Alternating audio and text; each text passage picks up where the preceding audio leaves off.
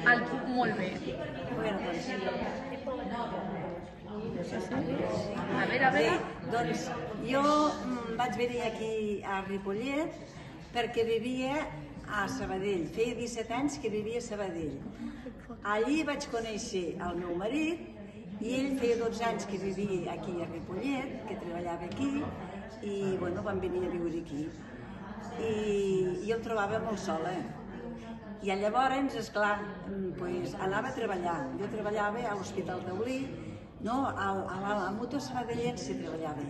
I sort n'hi tenia que als matins anava a treballar, perquè si no, quan arribava aquí, que anava a comprar, no podia dir ni adéu, ni bon dia a ningú, ni hola, què fas, perquè estava molt sola.